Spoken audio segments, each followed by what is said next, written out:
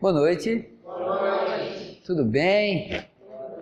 Mais uma vez aqui, né, nossa co-irmã, Casa Espírita, né, Manuel Filomeno de Miranda, né, a qual é um prazer, né, estar nesta casa.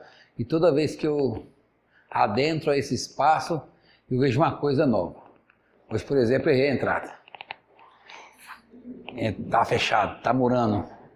Aí eu tive que contornar. Mas já é uma evolução, né? Então, assim, lá no início dessa atividade aqui, e hoje a gente vê como está, né? Então, assim, a gente fica muito feliz pelo empenho da equipe, né? Jader, o meu irmão caçula, vocês sabem que Rafael é meu irmão caçula, né? Aí, né, o empenho, Enildo e toda a equipe aqui, nessa atividade desta casa, que é um sonho, né? Um sonho, um filho que está crescendo e já está na maioridade, daqui a pouco, novos horizontes aí pela frente. Bom, Enildo, nosso coordenador aí, falou, vai lá e fala do Evangelho. Eu falei assim, senhor, no capítulo 17, sede perfeito. Eu falei, mas, sim senhor, mas sede perfeito como o vosso Pai Celestial? Ele, isso mesmo, o homem de bem. Eu vou ler um trechinho aqui e a gente vai entrar numa conversa aqui de orientação, de buscar entender o que os espíritos quis nos dizer quando Kardec, né, trouxe essa mensagem desse capítulo tão profundo e tão importante. Caracteres da perfeição. Amai os vossos inimigos, fazei o bem àqueles que vos odeiam e orai por aqueles que vos perseguem e que vos caluniam. Porque se não amais, senão aqueles que vos amam, que recompensa com isso tereis? Os publicanos não os fazem também? E se vós não saudardes, senão vossos irmãos, que fazeis nisso mais que os outros? Os pagãos não os fazem também? Sede, pois, vós outros perfeito, como o vosso Pai Celestial é perfeito. Mateus, no capítulo 5, no verso 44, 46 e no 48. A gente poderia entrar numa linha de raciocínio buscando a perfeição desse homem de bem, né? Qual que é o caracteres do homem de bem, do homem perfeito? O que seria a orientação, né? Benevolência para com todos, indulgência para com as dificuldades e o perdão para a evolução. Então seria os predicados de um homem de bem, né? Aquele que sabe entender, aquele que sabe ajudar e aquele que sabe perdoar. Seriam os caracteres mais próximos de um homem de bem. Mas vamos buscar um pouquinho mais na raiz. Vamos entender um pouco mais na essência desse ensinamento. Porque qual é o modelo e guia de homem de bem que tem nos falado, que apareceu para nós? Quem é esse homem? Jesus. Então vamos lá. Quando Jesus buscou reencarnar, materializar-se na Terra, buscou vir estar conosco há 2000 anos atrás, ele veio num planeta onde ainda até hoje reina a raiva, o ódio, as dificuldades, mas ele veio com uma nova metodologia, a metodologia do ensinamento do bem, da essência do homem de bem, que é a essência da caridade. Então, quando ele desce e aqui passeia conosco uma temporada, né, junto, nos ensinando a verdadeira perfeição do homem de bem, o que seria um homem de bem, ele vem com dois eleitos, sua mãe e seu pai, né, Maria e José, para estar aqui, que ela tinha sido chamada para fazer um censo, né, porque estavam querendo matar no nascituro, né, todos aqueles que poderiam ser o concorrente do rei, né, e aí ela entra numa manjedoura lá na cidade de Belém e dá a luz ao homem de bem, que tanto nós falamos, esse homem com caracteres de homem de bem, Jesus. E ele nasce. E a trajetória dele de 33 anos foi puramente de ensino, de como fazer. Porque quando a gente vai buscar lá na essência, todos nós aqui desse ambiente somos homens de bem. Porque nós somos filho da essência. Quem é a nossa essência? O Criador. Porque quando Jesus disse na alegoria, sede perfeito, como vosso Pai. Eu vou até ler de novo aqui para a gente não errar. Sede, pois, vós outros perfeito, como vosso Pai celestial é perfeito. Quando ele diz que como vosso Pai celestial é perfeito, ele diz que nós éramos filhos do Pai. Então, para a gente apenas deixar a nossa essência aparecer, a nossa essência ser colocada na mesa. Porque a essência nossa é boa. A nossa essência é de homem de bem. É do homem que se preocupa, é o homem que quer evoluir, que quer crescer. Não é aquela história, a ocasião faz o ladrão. O ladrão já está pronto. A ocasião só foi o momento dele atuar. É como o homem de bem. O homem de bem está dentro de nós. E a gente tem que colocar para fora esse homem. Na prática dos 3 ensinamentos, da benevolência, da indulgência e do perdão. Porque aí a gente vai começar a seguir a busca da perfeição ensinada pelo Cristo. Porque ele não mandou nós nos igualarmos ao Pai, ele sede perfeito, igual ao nosso Pai. Mas ele sabia que naquele momento o ensinamento não seria entendido, como até hoje não é entendido, há 2000 anos atrás. Como é que a gente vai ser perfeito como Deus? É pegar o relativo e se comparar ao absoluto. A gente não vai conseguir ser absoluto ainda. Talvez numa evolução mais longe a gente vai ser, porque nós somos relativos. Então nós precisamos aprender a entender essa interpretação dessa essência que está aqui. Nós temos noção do que é certo, nós temos noção do que é errado, nós temos noção do que é bom e do que não é.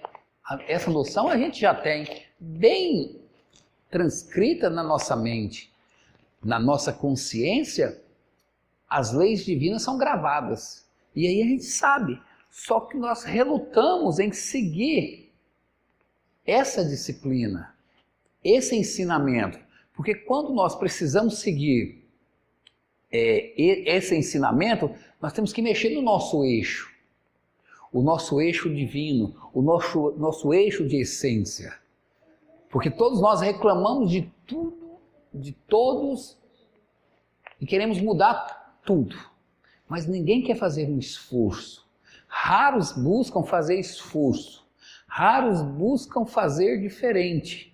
Reclamam, não gostam, não concordam, mas permanece no mesmo, sem fazer o esforço necessário, sem praticar o esforço necessário.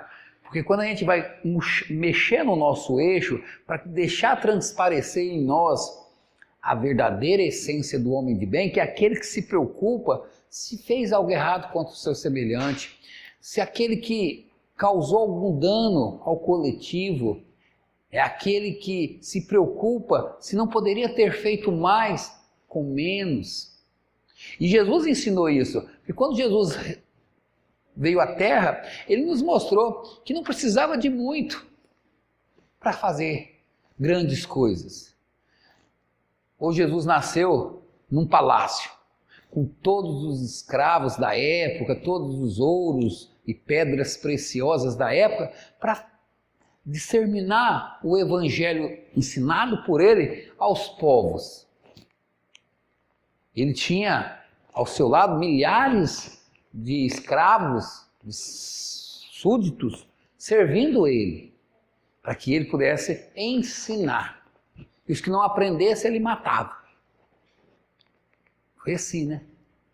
Ou ele pegou, na sua simplicidade, na sua compreensão, Ele aos 12 anos, está lá no livro Boa Nova, ele sentava nas ruas, nas estradas lá, e falava para as lavadeiras, para os transeuntes, numa eloquência até então não visto por Maria, que Maria falou para Isabel, me preocupa a missão desse, porque usa de uma eloquência que jamais vi em nenhum templo, porque o esposo de Isabel era um dos sacerdotes do templo, e aí ela foi e pediu para esse cunhado arrumar uma vaguinha lá no templo para estudar, para aprender, para falar melhor. Ele foi e chamou a mãe discordando, falou, estou te entendendo, a qual eu sirvo? Eu sigo o exemplo do lar e do trabalho, eu já sirvo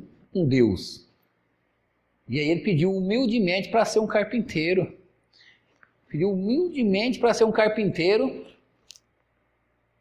com seu pai, José. Então, o que nós precisamos para ser esse homem de bem? Primeiro eu preciso terminar minha faculdade, fazer a minha especialização, fazer meu mestrado, buscar um doutorado, depois um pós-doutorado, ganhar muito dinheiro, formar meus filhos, terminar minha casa, comprar uma casa no Manso, pagar todas as minhas dívidas, aí eu vou servir a Deus. Jesus, quando ele falou assim, buscai primeiro o reino dos céus e tudo mais vos será acrescentado.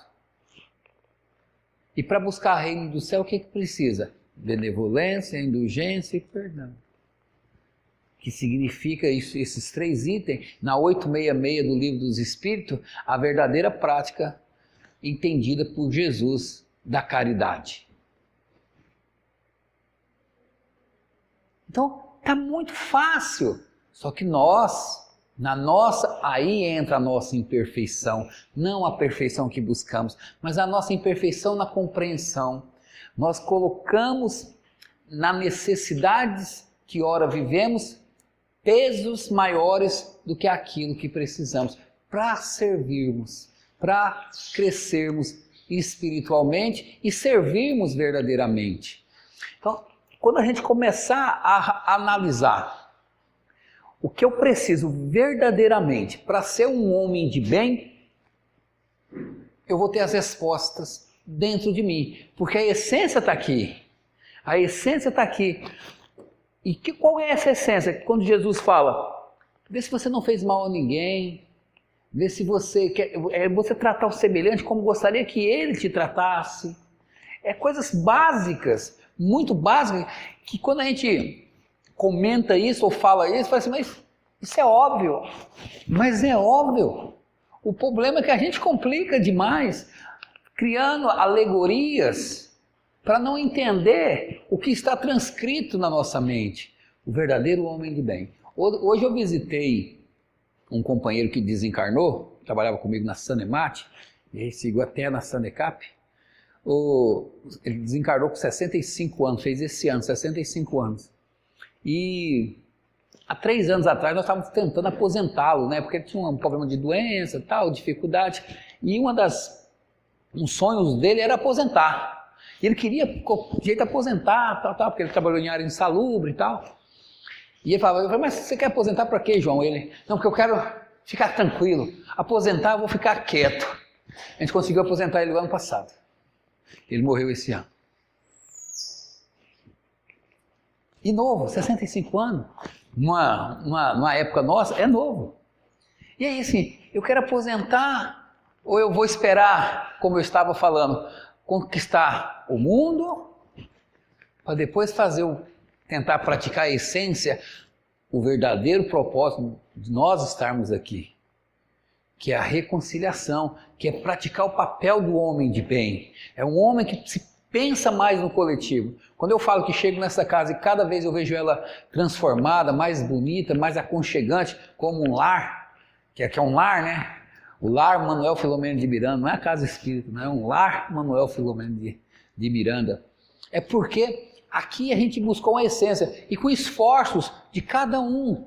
Cada um colocou um pouquinho, cada um se esforçando para que isso chegasse. Quando a gente terceiriza o outro, ou terceiriza um só, tudo, aí fica difícil. Mas quando todos nós, de mãos dadas, buscamos entender essa essência ensinada pelo Cristo e vamos seguindo em frente, um auxiliando o outro, é a família, é no trabalho, é aqui na associação, é na nossa vida, no dia a dia. Quando juntos buscamos evoluir, sede perfeito, mas a grande dificuldade nossa ainda é na grande dificuldade de entendermos esse processo. Nós degladiamos hoje com irmãos. E qual o motivo?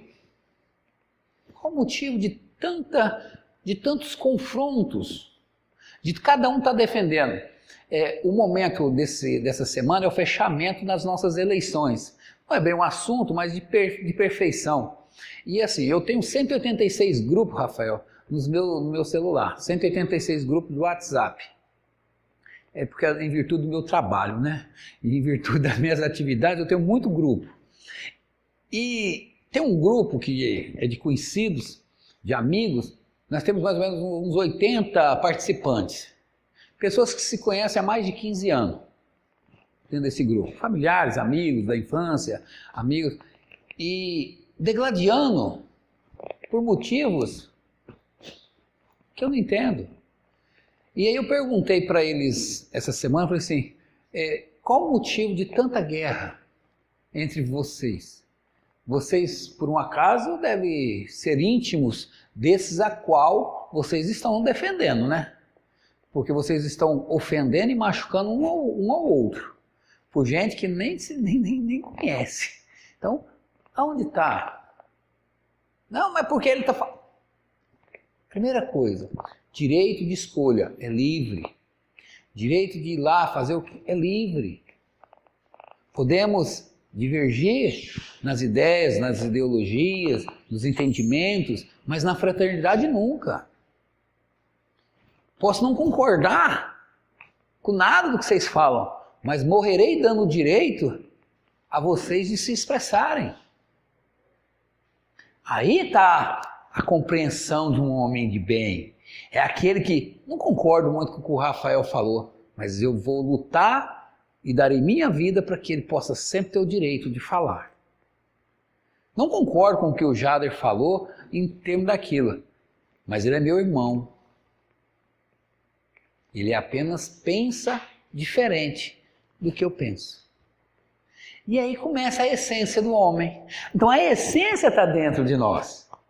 A essência do entendimento. Agora, degladiando, brigando, ofendendo, machucando, ferindo. Qual o motivo?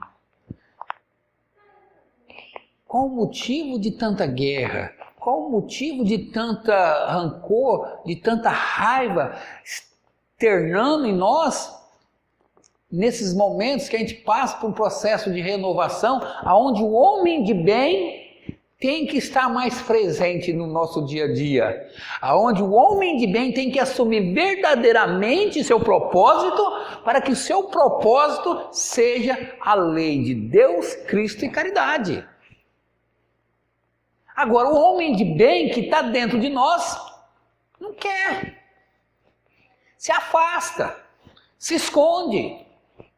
Martin Luther King, ele falava uma frase, enquanto o bom, ou que se julga bom, se esconde, o mal prevalece.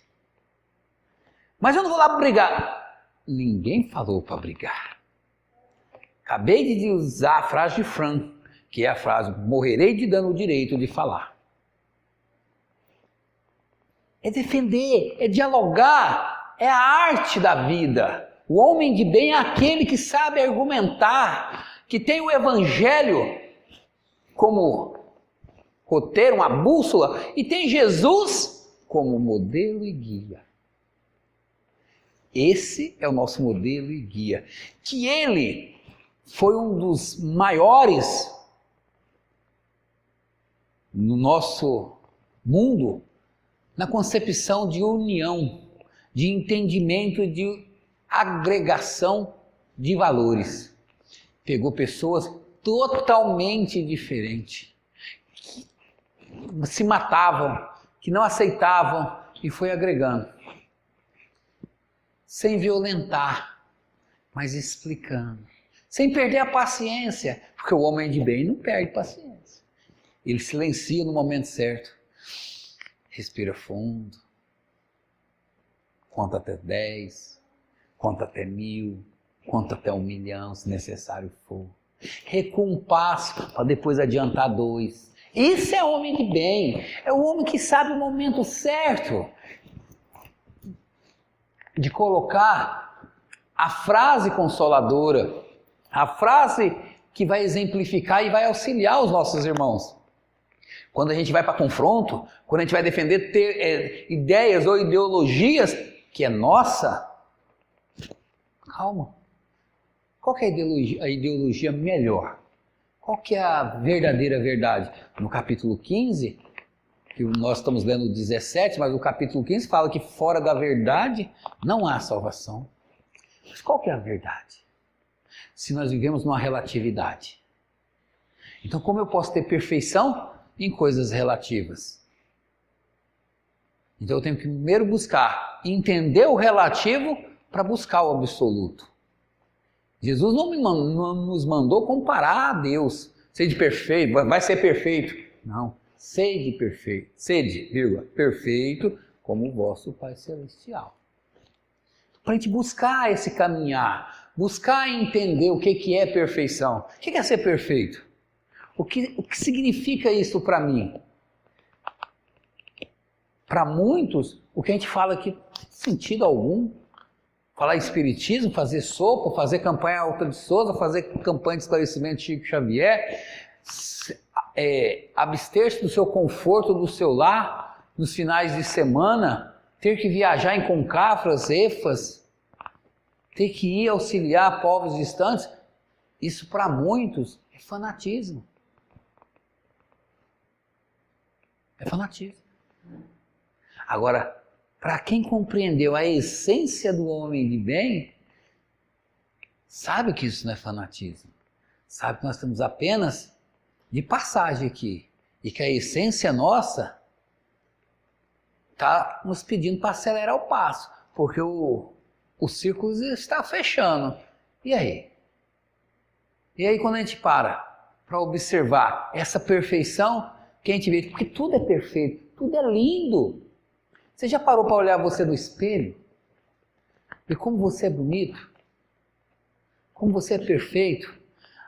As conexões dos seus olhos com o seu ouvido, com a sua boca, com o seu nariz, com o seu cérebro, com os seus braços. Vai conectando você. Olha que perfeição.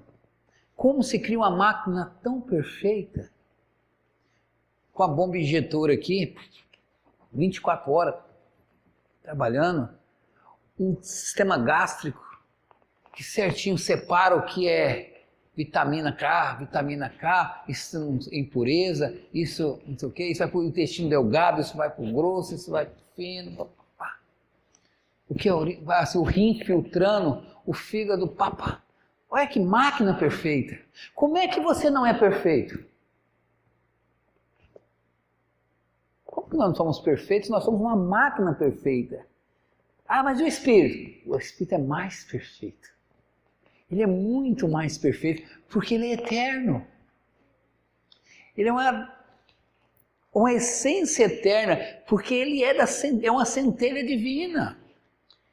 Ele é uma essência do Pai, do Criador, que habita um corpo perfeito. Ah, mas meu corpo não é tão... Como que não? Aí quando a gente parar a observar, a gente vai ver a perfeição. Essa semana, por exemplo, eu estou fazendo uma cirurgia na minha boca, comi um torresmo, Rafael, e detonei 2 dentes meus, rachou até a raiz, um caos. Aí eu estou fazendo uma cirurgia, arranquei os 2 dentes que quebrou, e aí tinha uma outra falha, vou colocar um implante, o trem virou rolo. E eu descobri que quando você está com cirurgia na boca, alguma coisa assim, e você pode comer, mas você não sente o gosto, você perde o paladar. É ruim demais. Você sabe o que é você sentir fome 24 horas e se comer e você não saciar sua fome? Aí eu imaginei aquelas pessoas que são alimentam pela sonda, que não sente, não tem o paladar. Aí eu peguei e fui fazer uma análise essa semana, Rafael, domingo. Eu peguei e falei assim, eu vou fazer um teste. Peguei uma fita crepe, essa fita isolante da Energisa, e coloquei nos meus olhos. E fiquei cego. Falei, vou ver quanto tempo eu consigo ficar cego. Eu e minha esposa, e aí eu falei assim, ela, o que foi? Eu estou fazendo uns testes aqui, ver como é que funciona o negócio. Aí coloquei nos meus olhos, fiquei cego. Sabe quanto tempo eu consegui ficar cego? 15 minutos.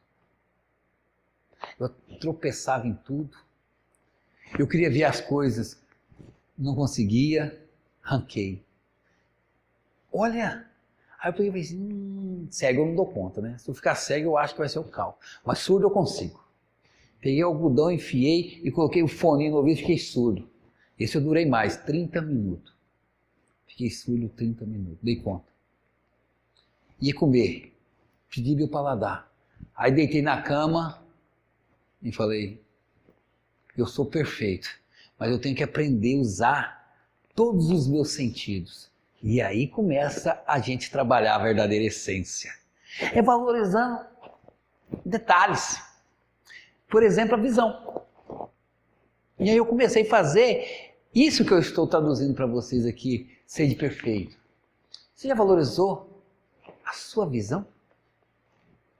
Olha que coisa perfeita. Aí depois a sua audição, depois a sua fala, depois o seu paladar, depois o seu tato, olfato, esses 5 sentidos maravilhosos. Olha a perfeição de um ser imperfeito. Por que imperfeito? Porque eu ainda não cumpro na essência os ensinamentos ensinados pelo Cristo, na moral. Mas o meu ser é perfeito.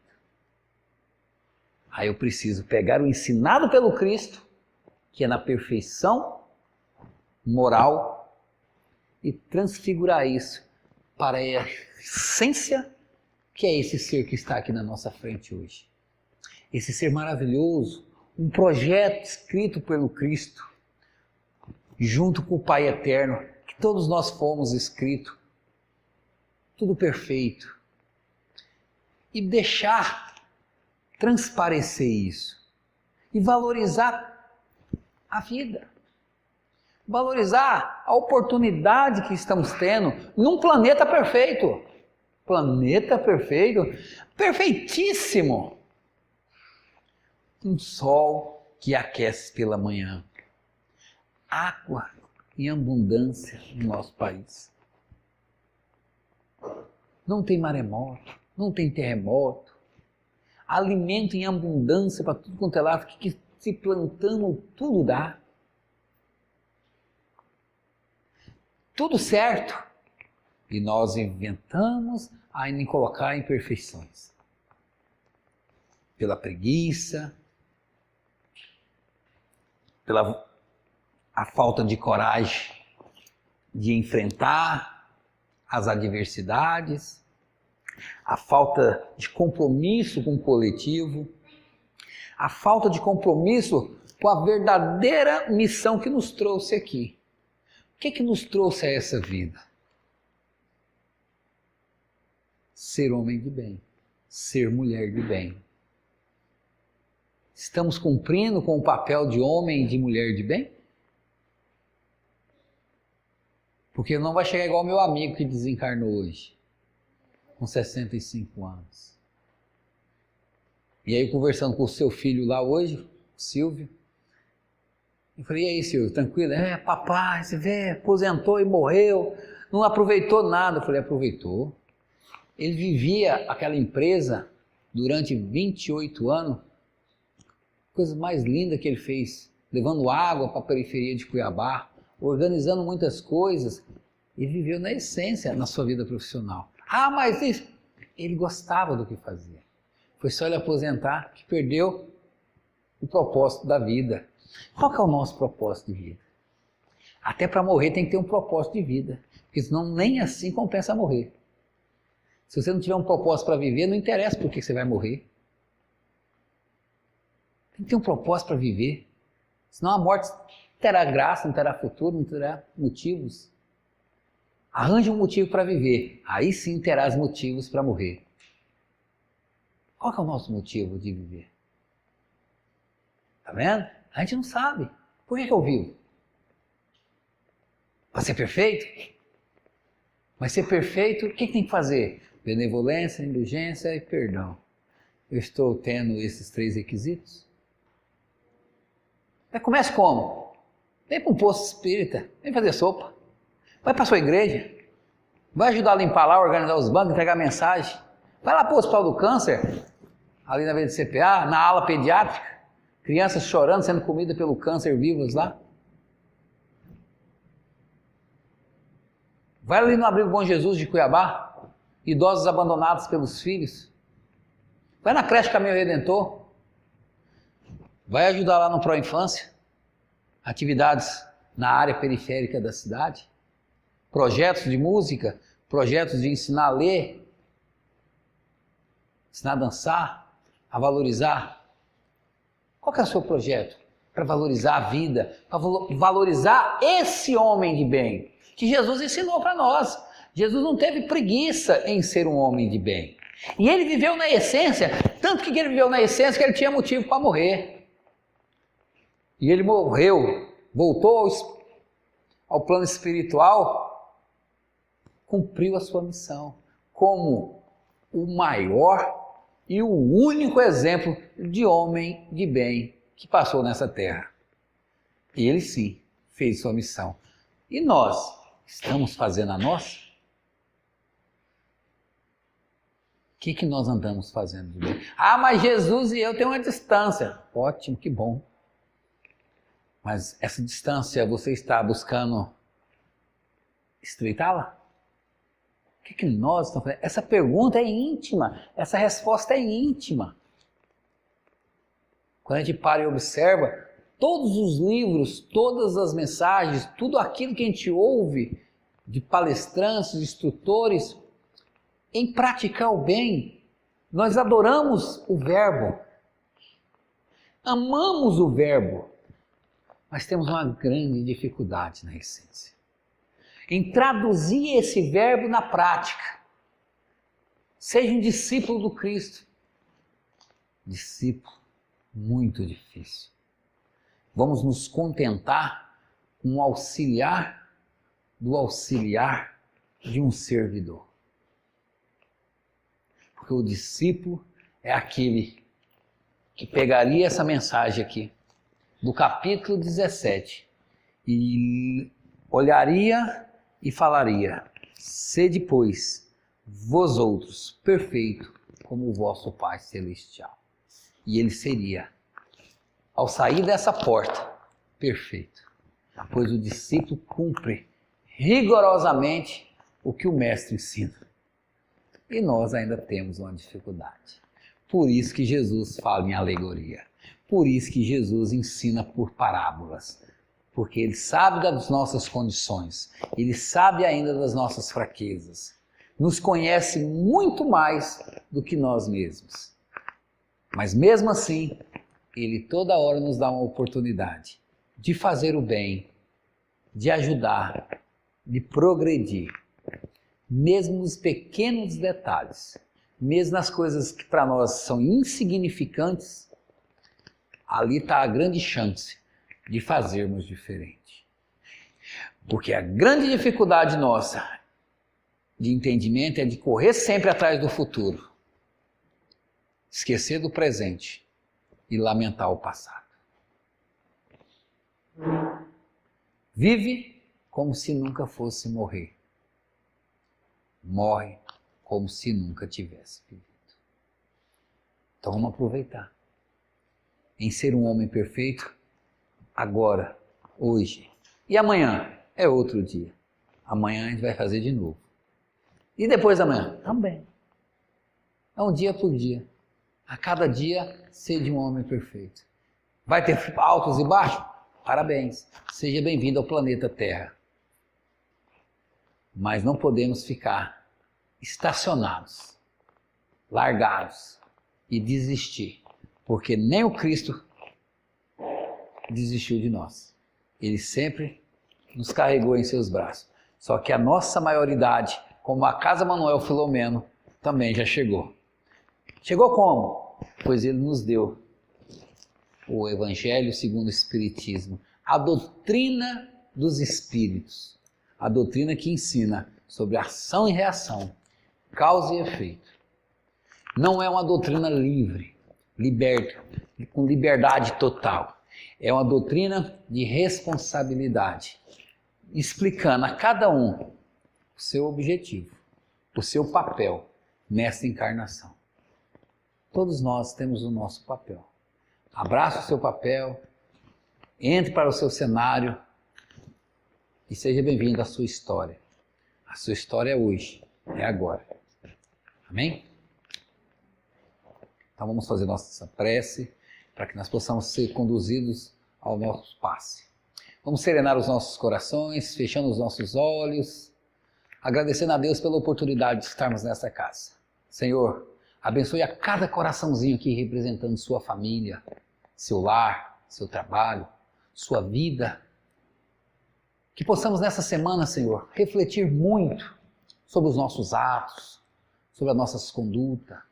Que o nosso país que passa por esse processo de transformação através das eleições, que aqueles que irão, no dia 7, ter à frente o mandato eletivo, possa ter a consciência serena e tranquila que estará à frente de uma nação, a nação do coração do mundo, da pátria do Evangelho, que terão que ter a serenidade, a honradez, para representar aqueles a qual lhe confiaram. Que nós sabemos escolher, para que possamos também, Senhor, exercer a verdadeira fraternidade, através do nosso voto. E lá, temos a consciência que o Senhor é o nosso governador do nosso planeta, que Ismael à frente do nosso país nos conduzirá a uma verdadeira transformação, aonde as pessoas se olharão e se amarão, pois se consideram filhos do mesmo Pai, irmãos uns dos outros. Abençoe a toda a nossa nação, a todos aqueles que passam por dificuldades. Que o Senhor possa, nesse momento, Senhor, junto com Maria e todos os abnegados trabalhadores divinos, estender a sua mão, os seus mantos sagrados, sobre os lares de todos os nossos companheiros. Graças te damos, que Deus seja sempre louvado. Falou, pessoal.